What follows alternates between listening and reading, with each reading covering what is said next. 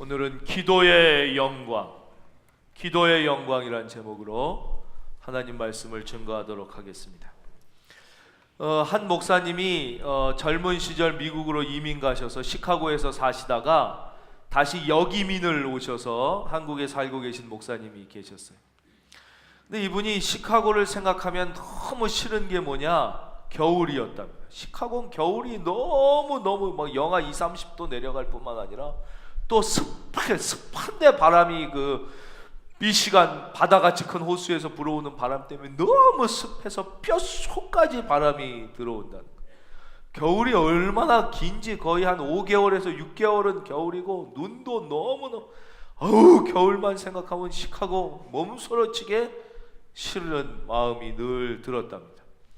그래서 우리나라 와서 겨울을 맞이하면 좀 춥고 힘들다가도 시카고 겨울에 비하면 진짜 우리나라 겨울은 너무 좋다, 이건 지낼만 하다 늘 이렇게 생각하고 시카고 겨울은 끔찍했지 늘 그런 생각이 드셨다는 거예요. 근데 얼마 전부터 이상하게 시카고의 겨울이 그리워지더랍니다. 그 눈이 어마어마하게 쌓였던 시카고, 그 길에 눈이 막 쌓여있던 그 모습이 너무 그리워지더래요. 그래서 속으로 왜 그럴까? 근데 답을 찾지 못했답니다. 겨울이 그렇게 끔찍하고 싫었는데 왜 그게 이렇게 갑자기 그리워질까? 그러던 어느 날 답을 찾았는데 그게 왜 그랬느냐? 그것은 그때가 자신의 젊은 날이었기 때문이에요. 그 20년 전 자신이 20대 후반부터 30대 초반까지의 그 젊은 날을, 그 청춘 청년기를 보냈던 그날이 바로 그 시카고의 겨울이었기 때문에 보니까 자기가 겨울이 그리운 게 아니라 그 20년 전에 자기 그때 만났던 사람, 그때 누렸던 그 젊음, 실제 고생을 엄청 많이 했어요. 없는데 가가지고 막 10년 된 중고차가 겨울에 멈추고 막 고생하고 학비 벌려고 너무 애쓰고 영어도 안 되는데 막 직장에서 쫓겨나고 그랬지만 그래도 뒤돌아보니까 그날이 너무 그립고 돌아가고 싶더라는 거예요. 얼마나 그립고 돌아가고 싶은지, 하나님 잠깐이라도, 정말 단 하루만이라도 제가 그때로 돌아갈 수 있으면 너무 좋겠습니다 라는 마음이 들더라는 것이죠. 그러나 그건 불가능한 일 아닙니까? 어떻게 갈 수가 없는 거예요. 과거로는 뭐 영화에서나 타임머신 왔다 갔다 하지 그건 실제는 불가능한 일이에요. 하루라도 돌아갈 수 있었으면 좋겠는데, 이런 마음이 드는 그 목사님의 마음에 하나님께서 귀한 정말 놀라운 깨달음을 주셨어요. 무엇이냐? 얘야, 20년 전 그날이 그렇게 그립고 돌아가고 싶으냐? 바로 오늘도 20년이 지난 후에는 네가 그렇게 돌아가고 싶어할, 그렇게 그리워할 그날이란다. 네가 별 의미 없이 보내고 특별히 감사하지 않고 하루하루 사는 게 힘들다고 생각할 오늘 2017년도도 앞으로 10년, 20년 후에 네가 그렇게 그리워하고 돌아가고 싶어도 다시 한번 지나가면 돌아오지 못할 바로 그날이다. 그 놀라운 깨달음을 주시더라. 그렇구나. 오늘이 보통 날이 아니라 그렇게 내가 10년, 20년 후에 그리워하고 다시 돌아가고 싶어할 그날이라면 내가 오늘을 어떻게 살아야 하는가? 내가 오늘을 얼마나 뜻있게 기쁘게 감사하며 살아야 하는가? 사랑하는 성도님, 2017년은 다시 돌아오지 않습니다. 2017년 1월 1일은 다시 돌아오지 않습니다. 10년, 20년 후에 오늘을 아무리 그리워해도 다시 돌아올 수 없습니다. 오늘은 그렇게 귀한 날이며 딱 한 번뿐인 날입니다. 2017년이, 그리고 2017년 1월 1일이 저와 성도님들에게 큰 기쁨과 놀라운 축복의 날과 한 해가 되시기를 예수의 이름으로 축원합니다. 우리가 늘 새로운 마음으로 늘 하루를 주신 하나님, 새해를 주신 하나님을 감사하고 찬송하면서 오늘을 맞아야 하는 것입니다. 하나님의 말씀 5장 14절이 그를 향하여 우리의 가진 바 담대함이 이것이니 그의 뜻대로 무엇을 구하면 들으심이라 그랬어요. 이 말씀을 믿으시는 분은 아멘. 이 말씀은 믿어야 되는 말씀이에요. 왜냐? 이규호의 말이 아니에요. 사람의 말이 아니에요. 하나님의 말씀이에요. 그를 향하여 우리의 가진 바 담대함이 이것이니 그의 뜻대로 무엇을 구하면 들으심이라고 했어요. 오늘 말씀은 특별히 이제 2017년 우리 사랑하는 성도님들이 어떻게 마음의 소원의 응답을 받고 더 기쁘고 능력 있게 살아가실 수 있을까 기도드리면서 조금 어렵지만 배우는 설교를 오늘 전하게 됩니다. 배우는 설교는 들으실 때는 조금 재미가 없어요. 배워야 되니까. 그리고 머리를 기울여야 되니까. 그러나 배우는 설교는 실제적이고 구체적으로 삶에 바로 적용하여 그 능력과 은혜를 체험할 수 있는 말씀이기 때문에 들을 땐 조금 힘드시지만 듣고 나면 유익이 큰, 영양가가 많은 밥상과 같다고 할 수 있습니다. 오늘 특별히 이제 우리가 기도에 대하여 배워야 되는데요. 기도에는 세 종류의 기도가 있습니다. 첫째가 교통의 기도입니다. 하나님과 교제하는 기도예요. 이것은 감사와 찬양이에요. 우리가 늘 감사하고 찬양 부르고 이 교제의 기도가 있어야 하나님과 우리 사이가 늘 교통하는 것이죠. 뭐 특별한 일이 있어서가 아니에요. 하나님은 우리 아버지시고 우린 자녀니까 늘 찬양과 감사로 교제하는 교통의 기도. 두 번째, 하나님이 매우 기뻐하시는 기도는 중보의 기도입니다.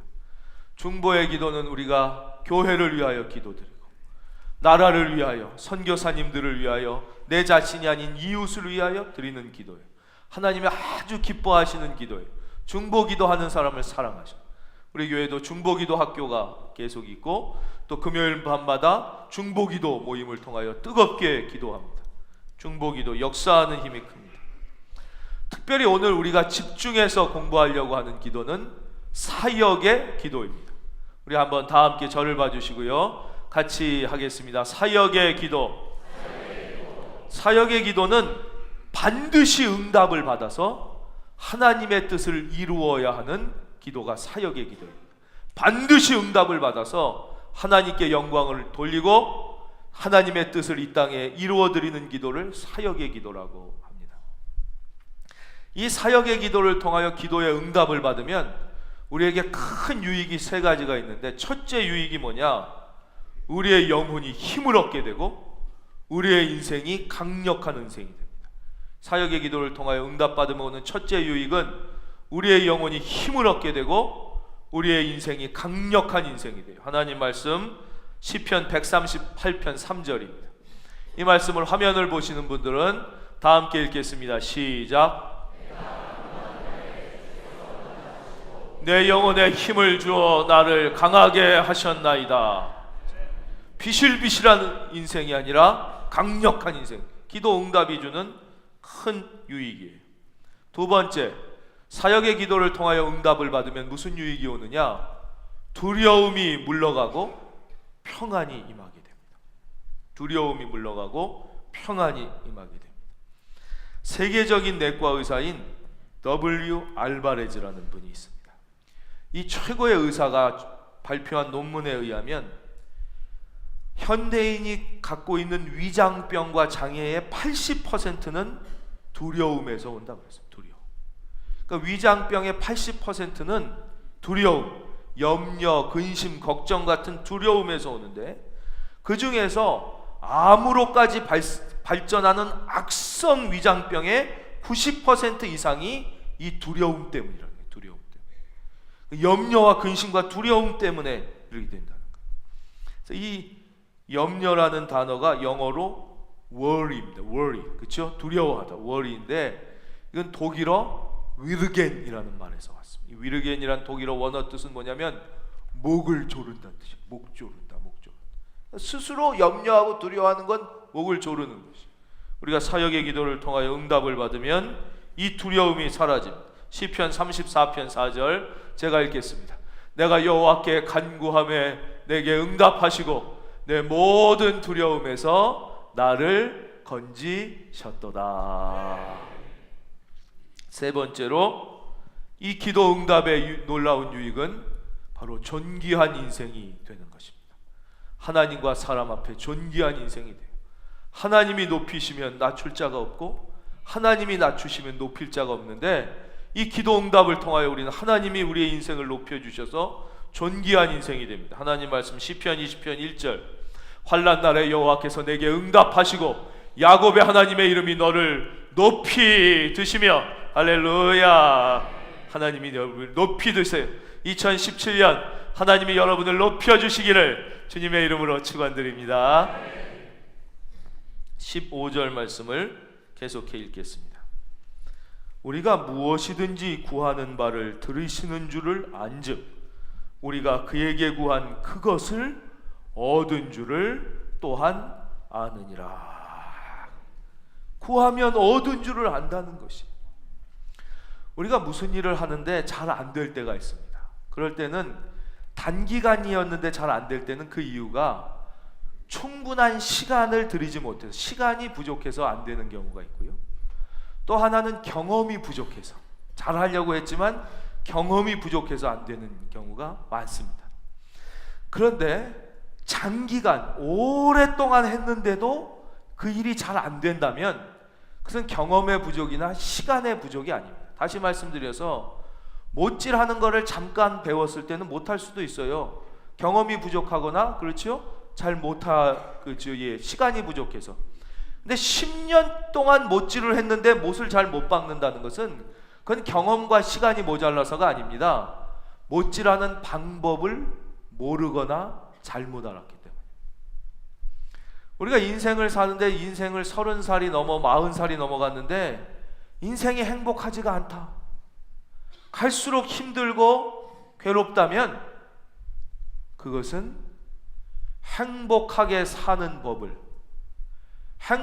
사는 방법을 모르거나 배우지 못했기 때문입니다. 학교 수업 시간엔 행복하게 사는 법을 가르쳐 줄 수가 없거든요. 영어 잘하는 법, 수학 잘하는 법만 가르쳐 주지 행복하게 살 수 있는 법은 성경에만 써 있는데, 우리가 이거를 안 배우고 세상 지식만 배웠으니까 지식은 있는데 행복하게 사는 방법은 없는 거예요. 다시 말씀드려, 인포메이션은 많은데 진짜 중요한 knowledge, 나의 인생을 행복하게 해주는 그 진짜 참 지식은 없는 것이죠. 결혼 생활을 한지 처음에는 부부끼리 신혼 때 싸우는 게 어쩌면 당연한지 모릅니다. 30년가량을 다르게 살던 사람이 같이 사니까. 근데 결혼 생활하고 한 10년이 지났는데도 아직도 많이 싸운다, 계속 이 마음이 불편할 때가 남편 아내 가운데 많다, 그러면 그것은 결혼 생활을 잘하는 방법을 모르기 때문입니다. 결혼 생활 잘하는 방법을 배우지 못했기 때문에 그냥 각자 잘못된 방법으로 사니까 계속 결혼. 자녀를 키우는 것도 마찬가지입니다. 자녀를 처음 키울 때는 문제가 있지요. 예, 우리가 방법을 모르지요. 경험도 부족하고 시간도 부족하니까. 근데 오히려 자녀를 키운 지 10년, 15년이 됐는데 더 사이가, 자녀랑 관계가 악화되고 무너진다면 그건 무조건 자녀가 사춘기이기 때문이라고 하기는 어렵습니다. 그것은 우리가 자녀를 제대로 키우는 방법을 배우지 못했거나 잘못 알고 있기 때문인 것이죠. 우리가 예수님을 믿으면 기도를 하게 됩니다. 반드시 기도를 하라고 배우고 우리는 기도를 합니다.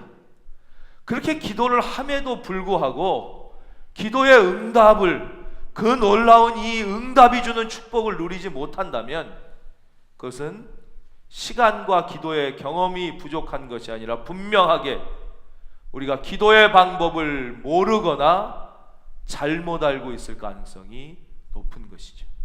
그래서 오늘은 특별히 반드시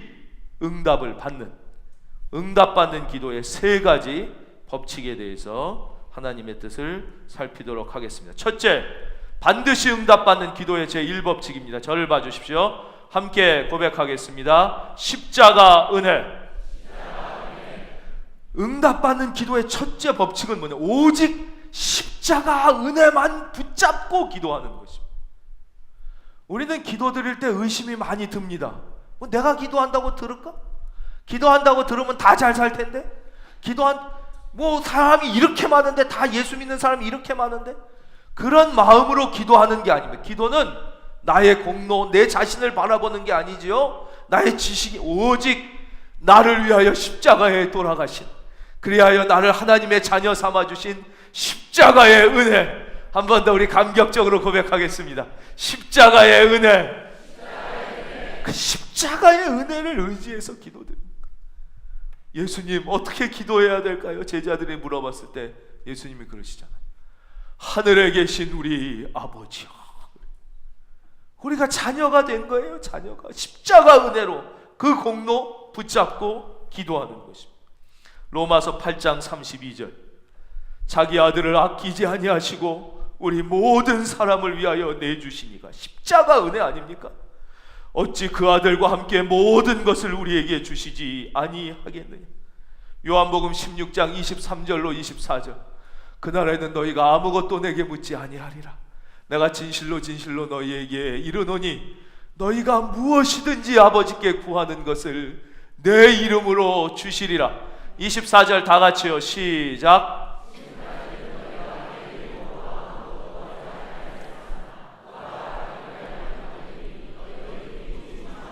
아멘. 구하라 그리하면 받으리니. 그래서 구하면 받. 예수님의 이름으로 십자가 은혜를 붙잡고 나는 공로 없으나 주님이 분명히 약속하셨잖아요. 내 이름으로 구해라. 아버지는 그 아버지 가운데서도 이제 나쁜 아버지들이 간혹 있죠. 그 진정한 아버지가 아닌 이미지를 떠올리면 안 돼요. 진짜 아버지, 좋으신 아버지. 그 아버지가 우리 하나님 아버지신 거예요. 제가 전에도 드린 말씀입니다만 미국에서 공부를 할 때 저희 아버지가 오셨었습니다. 이제 아들이 목사인데 공부를 하고 있으니까 궁금해서 오셨어요. 이제 공부를 마치면 저는 다시 또 한국으로 와서 목회를 해야 되는데, 이제 운전을 제가 이렇게 하고 길을 한참 달리다가 아버지가 속에 이렇게 깊이 생각하시고 있던 말씀을 하셨어요. 규호야, 너는 이제 공부를 마치고 나면 앞으로 어떤 계획을 갖고 어떻게 목회를 할 거냐 이런 물어보시더라고요. 그래서 제가 바로 대답을 드렸어요. 개척을 하려고 합니다. 제가 부족하고 많은 면에서 부족하고 모자라고 또 좋은 분들도 아는 분이 없으니 저를 어느 교회에서 저를 불러 청빙해 주실 것도 없고, 저는 하나님이 목사로 불러주셨으니 복음을 전해야 되니까 제 길은 개척하는 길뿐이 없을 것 같습니다. 제가 기도하고 잘 예배 처소를 준비해서 이제 한국 가면 개척해서 복음을 전하겠습니다. 그래, 그게 좋은 생각인 것 같다. 이 아빠 생각에도 우리가 다 부족하고 그런데 너를 특별히 어느 교회에서 불러주시겠나? 그럼 어떻게 개척을 할 생각이냐? 이렇게 해서 제가 기도를 드리고 어디다가 개척을 하면 좋겠다는 기도를 드리고 있다 그랬더니 아버지가 그래, 좋은 생각인데 그러면 처음에 이 교회를 예배를 드리려면 예배 처소가 필요하니까 이 애비가 능력은 없지만 아들이 목사고 아들이 너 하나인데 조금이라도 도와줘야 되지 않겠냐. 처음에 예배를 시작할 때 그 예배 처소 얻는 것을 아빠가 좀 도와주겠다 그러시더라고요. 그래서 제가 아니 아빠, 그게 무슨 말씀이냐고. 내가 목사지 아버지가 목사냐고. 목사가 기도하고 하나님 앞에 교회를 시작하는 거지 아버지가 저를 왜 도와주시냐고. 싫다고 그랬어요. 그랬더니 아버지가 그렇지, 네 생각이 옳지. 다 기도하고 하나님이 도와주시지. 그렇지만 이 애비가 아들 하나 목사인데 그걸 완전히 주겠다. 나중에 교회 부흥하면 그거 다시 아버지께 주면 되지 않냐. 그러니까 그래도 애비가 아들 하나가 개척하는데 도와줘야지. 어떻게 하면 좋냐. 그래서 제가 무슨 말씀이냐고. 내가 도움을 받아도 하나님께 받고 교회에 받지 내가 왜 아빠한테 도움을 받냐고. 내가 목사지 아버지가 목사가 아닌데 절대 싫다고 그랬더니 아버지가 네가 모세냐? 그러셨어요. 네가 모세냐? 네가 하나님과 얼굴을 맞대어 보냐? 이래. 그때 제가 속으로 깨달은 게 있어요. 알고 있었지만 또 깨달은 게, 아버지는 자식을 도와주기를 원하는 거예요. 아버지가 능력이 한계가 있고 부족해서 그렇지 그 도움을 거절하는 것을 매우 섭섭해 하셨어요. 아들이 목사래도 부모님은 자식을 도와주기를 원합니다. 사랑하는 성도님, 하나님은 우리의 아버지세요. 그래서 주님은 뭐라고 기도하라고 말씀하세요? 하늘에 계신 우리의 아버지요. 우리는 우리가 하나님 앞에 받고 싶은 것을 생각하지요. 내가 이렇게 받고 싶지만 하나님이 안 주시면 어떡하지? 그러나 하나님의 입장에서는 반대입니다. 하나님은 우리의 부모님이세요. 아버지세요. 하나님이 여러분에게 좋은 것을 주시고 싶은 마음이 여러분이 받고 싶은 마음보다 몇 갑절 몇 천배 크다는 사실을 믿으시기를 축원합니다. 하나님의 마음을 알고 우리는 십자가 은혜 붙잡고 담대하게 나가요. 두 번째, 반드시 응답받는 기도의 두 번째 법칙은 마음속에 흔들리지 않는 간절한 소원이 있어야 되는 것입니다. 이거 저를 봐주십시오. 우리 한번 다 같이 고백하겠습니다. 간절한 소원. 마음속에 흔들리지 않는 간절한 소원이 있어야 돼요. 이 분명한 소원이 분명한 명쾌한 응답을 받게 되는 것입니다. 앞을 못 보는 맹인 바디메오가 있었어요. 주님이 지나가신다는 소문을 듣고 예수님 막 나와 막 불러요. 막 예수님 만나 예수님. 그랬더니 예수님 제자들과 주변 사람이 막 그지 새끼 절로 가라. 예수님 얼마나 바쁜데 너 같은 그지 같은 놈이 안 돼 막 이러고 있는데도 포기하지 않고 막, 왜냐? 자기의 마음에 보고 싶다는 간절한 소원이 있었기 때문에. 보면 좋고 안 봐도 팔자다 이랬으면 못 그러는 거예요. 보고 싶다는 간절한 소원이 있었기 때문에 막 멸시받고 무시받아도 나와서 막 부르짖는 거예요. 우리 주님은 그런 사람을 외면하지 않아요. 그를 찾아가 만나 주셨어요. 그리고 주님의 첫 마디, 무엇을 해주기를 원하느냐 그러셨어요. 내게 무엇을 해주기를 원하느냐. 아니 지금 장님인데 뭘 해주기를 원하긴 뻔한 거 아니에요? 그러나 주님은 그냥 해주시지 않아요. 마음의 간절한 소원을 다시 한번 확인해요. 무엇을 해주기를 원하느냐. 바디메오가 1초도 망설이지 않고 주여 보기를 원하나이다. 내 믿음이 너를 구했다. 그러면서 주님이 역사하셔서 눈이 팡 떠집니다. 우리 사랑하는 성도님의 마음에 간절한 소원, 한나의 마음에 간절한 소원, 오직 하나, 주여 자식을 주시옵소서. 이거 수로보니게 여인의 마음에 간절한 소원, 주여 제 딸을 살려 주시옵소서. 이거였어요. 히스기야는 왕이었지만 하나님 앞에 간절한 소원, 주여 저의 생명을 연장시켜 주시옵소서 하나였어요. 그 간절한 소원이 있을 때 분명한 응답을 받게 되는 것이죠. 우리는 왜 마음에 이 간절한 소원으로 응답을 못 받을까요? 그것은 욕심 때문에 그렇습니다. 욕심은 소원의 반대말입니다. 간절한 소원은 흔들림이 없습니다. 분명합니다. 욕심은 계속 바뀌어요. 옛날엔 이게 좋은 것 같아. 근데 이것도 괜찮은 것 같은데? 이것도 갖고 싶어. 저것도 갖고 싶은 것 같은데? 그건 욕심이에요. 욕심은 마음속에 분명하고 간절한 소원을 못 갖게 하기 때문에 욕심꾸러기는 욕심은 주님과의 관계를 가로막는 거예요. 그럼 욕심과 소원을 쉽게 구별할 수 있는 법을 가르쳐 드릴게요.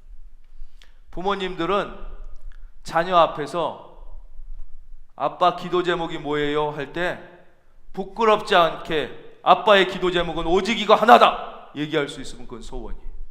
분명한 거예요. 내 자식 앞에 조금 얘기하기가 민망해. 그럼 그건 욕심인 거예요. 성도님들이 주의 종 앞에 나오셨을 때 주의 종이 집사님 소원이 무엇입니까? 여쭤봤을 때 제 마음의 소원은 이것입니다. 부끄러움 없이 담대하게 말씀할 수 있으면 그건 간절한 소원이에요. 반드시 응답받는 것이. 그런데 조금 얘기하기가 면구해. 그러면 그건 소원이 아니라 욕심이 되는 것이죠.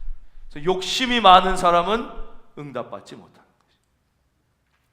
마지막 반드시 응답받는 기도의 3법칙은 입술의 능력.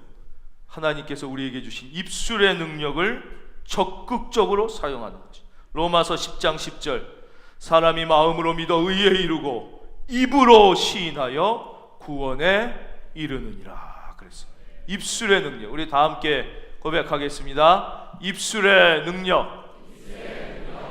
입술의 능력.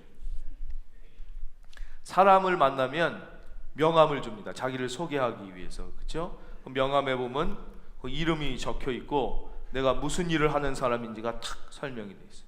비즈니스 카드를 줍니다. 저도 이렇게 만나면 많은 분들이 저에게 목사님 저한테 명함을 좀 주십시오 이렇게 하는 분들이 계세요. 그럼 아유 저는 뭐 목사라서 명함이 없습니다. 그러면 그 말을 바로 안 믿으시는 분들이 많아요. 괜히 주기 싫어서 안 주는 줄 알고 아이 그러지 말고 저한테도 한 장 주십시오 자꾸 그러셔요. 진짜 명함이 없는데 뭐 목사 동네 목사가 무슨 명함 쓸 일이 있겠습니까? 그래서 없는데도 딴 분들은 다 있을 거라고 생각하시는 것 같아요. 명함이 있습니다. 이 사업하는 분들이나 이 일을 하는 분들 명함이. 하나님의 명함이 있어요. 하나님이 나는 이름이 이렇고 난 이러이러한 존재다라고 자신을 설명해주는 하나님의 명함이 바로 예레미야 33장 2절에 있습니다. 제가 읽겠습니다.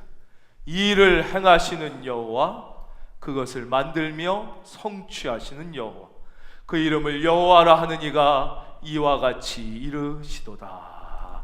저게 하나님의 명함이에요. 이름이 뭐예요? 여호와. 근데 하는 일이 뭐예요? 이 일을 행하시는 여호와 그것을 지어 성취하는 여호와예요. 하나님이 하시는 거예요. 하나님이 일을 성취하시는 거예요. 사랑하는 성도님, 우리는 못해도 하나님은 하실 줄로 믿습니다. 우리가 불가능한 거예요. 내가 한다 그러면 못하는 거예요. 큰은혜 교회 이규호 목사는 아무것도 못해도 우리 하나님이 다 이루시는 줄로 믿습니다. 그 하나님께서 명함을 우리에게 주시면서 뭐라고 말씀하셨냐? 너는 내게 부르짖으라. 내가 내게 응답하겠고 내가 알지 못하는 크고 비밀한 일을 내게 보이리라. 그랬어요. 입술의 능력 첫째는 무엇입니까? 부르짖는 기도예요. 사랑하는 성도님, 목소리를 아끼지 마시기를 바랍니다. 이사야와 에레미야의 하나님이 끊임없이 뭐라고 선지자를 통하여 말씀하시느냐? 얘들아 목소리를 아끼지 말아라. 목소리를 아끼지 말고 나에게 부르짖어 구하라. 부르짖어 응답 받으시기를 축원합니다. 부르짖는 기도는 능력이 있습니다. 기도는 우리만 드리는 것은 아닙니다. 기도는 절에서도 드려요. 그 여기 관악산 등산해 보신 분들 알잖아요. 연주대에 올라가기 전에 절이 있으면 수능 100일 도량 기도 이렇게 써 있어요. 뭐 신년 맞이 40일 기도 이렇게 써요. 모든 종교는 기도가 있습니다. 그러나 기독교를 제외한 인간이 만든 모든 종교는 부르짖는 기도가 없습니다. 절에는 부르짖는 기도가 절대 없습니다. 미신에도 부르짖는 기도가 절대 없습니다. 왜냐? 부르짖는 기도는 오직 부모와 자녀 사이에서만 가능한 거기 때문에.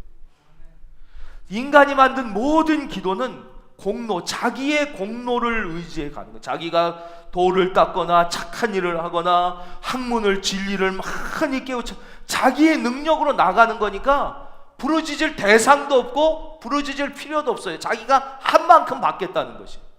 뭐 절을 2000번을 해서 받는다든지 뭐 하여튼 뭔가를 하는 거예요. 공로예요.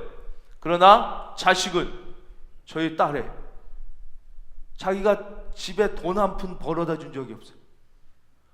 뭐 엄마 뭐 도와주는 것 하나도 없어요. 배고프면 엄마 밥 줘 그래요. 엄마가 안내해주면 빨리 줘 그래요. 왜 가능해요? 딸이니까 가능. 자녀는 부모님에게 부르짖는 거예요. 우리말에 우는 아이 젖준다는 말도 있어요. 엄마 배고파 그래. 우리 큰은혜 교회 성도님 부르짖어 응답 받으시기를 주의 이름으로 축원합니다. 조용히 드리는 기도도 응답하십니다. 그런데 제가 부족하지만 목사로 많은 성도님들을 뵙고 교회를 섬겨오면서 신속한 응답, 불같은 응답은 부르짖는 기도에서 임하시지 그냥 태평한 기도에 불같은 응답, 신속한 기적의 응답이 임하는 경우는 거의 보지를 못했습니다. 아예 없었던 건 아니지만 신속한 응답과 불같은 능력은 부르짖어. 그래서 주님이 부르짖으라고 말씀하신 시편 118편 5절, 내가 고통 중에 여호와께 부르짖었더니 여호와께서 응답하시고 나를 넓은 곳에 세우셨도다. 예레미야 29장 12절로 13절, 너희가 내게 부르짖으며 내게 와서 기도하며 내가 너희들의 기도를 들을 것이요 너희가 온 마음으로 나를 구하면 나를 만나리라. 부르짖음. 두 번째, 입술의 능력은 우리가 믿음의 말과, 기도하는 성도는 반드시 믿음의 말을 해야 되고, 기도의 응답을 사모하는 성도는 반드시 감사의 말을 해야 되고, 기도의 응답을 사모하는 분은 반드시 긍정의 말을 해요. 세계적인 경제지인 포춘지에서 미국 500대 기업의 CEO를 조사했습니다. 그랬더니 미국 최고의 500대 기업의 최고 경영자 중에 절반 이상은 대학 시절 성적이 중간 이하였어요. 학점이 중간 이하인 사람이 그렇게 많았다는 거예요. 그리고 미국의 부자 상위 10%를 봤더니 절반 이상이 대학을 졸업하지 못했던 사람들이라. 뭐 우리나라 기준은 아닙니다만 최고 경영자와 부자들이 이렇다는 거예요. 그럼 이 사람들의 공통점이 무엇이냐? 그 성공한 사람들의 공통점은 무엇이었냐면 나쁜 말로 자기의 영혼을 채우기를 거부하고 좋은 말들로 자기의 속을 충만하게 하기를 선택한 사람들이라는 거예요. 그러니까 우리가 자꾸 나쁜 얘기, 부정적인 말, 싫은 말, 남 욕하는 말을 하면 그게 자기에게 계속 들어가서 그거로 자기 속이 채워지는 것이고, 우리가 믿음의 말, 긍정의 말, 희망의 말을 계속하면 그것이 자기 속으로 들어가서 자기를 채우게 되는 것이죠. 아브라함은 자식이 하나도 없어가지고 자식 하나 갖는 게 소원이었어요. 그래서 하나님 앞에 하나님 자식 하나만 주십시오라고 기도했더니 하나님이 자식을 주시지 않고 엉뚱한 얘기를 하시는 거예요. 너 이름 바꿔라 그러시는 거예요. 이름을 뭐라고 바꿉니까? 너 이제 이름을 아브라함이라고 해라. 아브라함은 열국의 아버지란 뜻이에요. 아니 지금 자식 하나만 주셨으면 해서 기도하고 있는데 자식은 안 주고 갑자기 너 이름을 열국의 아버지라고 바꾸라는 거예요. 계속 그렇게 부르고 그렇게 들으라는 거예요.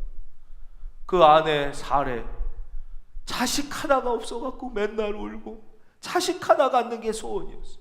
하나님께 기도드렸더니 하나님이 자식 주시지 않고 너 이름 바꾸라는 거예요. 얘 어떻게 해요? 사라라고 바꿔. 사라는 열국의 어머니라는 뜻이에요. 자식 한 명도 없는데 하나님 말씀에 순종하여 믿음으로 열국의 아버지, 열국의 어머니, 결국 아브라함은 복의 근원이 됐고 열국의 아버지가 됐고, 할렐루야. 그 믿음의 말로 채우는 것입니다. 왜 말이 중요하냐면 우리가 좋은 말로 나의 영혼을 채우려고 한다 할지라도 남이 하는 말을 내 마음대로 조정할 수가 없잖아요. 어떤 사람은 좋은 말을 하기도 하고 어떤 사람은 나쁜 말을 하기도 하고, 그러니까 그거는 내가 마음대로 할 수 있는 것이 아닙니다. 그러나 내 입으로 하는 말은, 지금도 보십시오. 제가 제 입으로 하나님 말씀을 증거하면 여기 계신 성도님들 중에는 잘 들으시는 분도 계시지만 좀 주무시고 싶은 분도 계시고 뭐 저런 설교가 다 있나 나랑 관계없네 안 듣는 사람도 있을 수 있지만 제 설교를 최소한 저는 계속 듣고 있는 거지. 즉 자기가 하는 말을 제일 많이 듣고 잘 듣는 사람은 바로 자기 자신이라는 것이죠. 다시 말씀드려서 좋은 말로 자기의 영혼을 채우고 싶은 사람은 남을 욕하지 말고 칭찬하고 남을 저주하지 말고 축복하고 하나님 앞에서도 좋은 말을 많이 하시기를 바랍니다. 자기 자신을 향해서도 늘 희망을 주는 긍정의 말을 해야 돼요. 저는 마음에 늘 교회를 위한 소원이 있죠. 교회가 성도님들이 많아지고 뜨겁게 부흥하는 것, 그것도 물론 기쁘고 감사한 일이지만 그것보다 제 마음에 더 소원은 그거는 그 다음의 일이죠. 우리 큰은혜 교회 성도님들이 긍지가 있었으면 좋겠다, 그런 소원이 있는 거지. 우리 큰은혜교회 성도님들이 어딜 가서 어느 교회 다니세요라고 물어봤을 때 내가 큰은혜교회 교인입니다라는 게 자랑스러웠으면 좋겠다. 내가 큰은혜교회 집사라는 게 긍지가 있게 얘기할 수 있었으면 얼마나 좋을까. 늘 그런 마음을 갖고 소원을 갖고 기도를 드립니다. 드리다 보면 제가 자꾸 제 자신에게 하는 말이 있어요. 웃기지 말아라, 그런 얘기야. 말이 되느냐? 야, 꿈 같은 꿈을 가져라 임마. 너 같은 목사가 섬기는 교회 교인이 어떻게 긍지를 가질 수 있겠냐? 대한민국만 해도 훌륭한 목사님들이 그렇게 많고 너보다 헌신적이고 귀한 목사님이 그렇게 많은데 설교도 그따위로 하고 삶도 그러면서 무슨 네가 섬기는 교회 어떻게 그 성도님들이 긍지를 갖는다는 거, 좀 바랄 걸 바라라, 이런 얘기를 저도 모르게 제 속에 합니다. 그런 기운이 팍 빠져요. 그렇지, 맞는 말이죠. 말은 맞는 말이에요. 맞는 말인데 제 속에 성령님이 기뻐하시잖아요. 제 속에 성령님이 마음 아파하시는 것이. 그래, 너는 부족하지만 그래도 하나님이 너를 사랑하신다. 너는 부족하지만 그래도 주님이 너를 도와주신다. 너는 부족하지만 큰은혜교회는 네가 아니라 하나님이 복 주시는 교회다. 힘이 나는. 그리고 제 속에 성령님이 기뻐하시는 것을 느끼는 것이. 우리 사랑하는 성도님, 늘 스스로를 향해서도 객관적인 말, 바른 말이 내 영혼을 살리고 기도의 응답의 축복을 가져오는 것이야. 우리 오늘도 자기 한번 이렇게 안아주시겠어요? 안아서 토닥이면서 너 참 괜찮다. 예, 저를 따라해 주십시오. 예수님이 사랑하신다. 이렇게 스스로에게도 좋은 말, 희망의 말, 기쁨의 말을 하게 되면 우리가 입술의 열매를 창조한. 이제 하나님 말씀을 마지막으로 암송하겠습니다. 이 말씀은 120세 노인도 이 자리에서 암송할 수 있는 말씀이니까 걱정하실 필요가 없어요. 말씀을 찾고 암송해야 돼요. 하나님의 말씀, 이사야 57장 19절. 앞에 말씀입니다. 화면 보십시오. 저 말씀을 이 시간 암송하겠습니다. 다 함께 보면서 읽겠습니다. 시작. 아멘. 이제 저를 따라해 주십시오. 입술의 열매를 창조하는 자 여호와가 말하노라. 우리 하나님의 어떤 입술의 열매를 창조하는 분.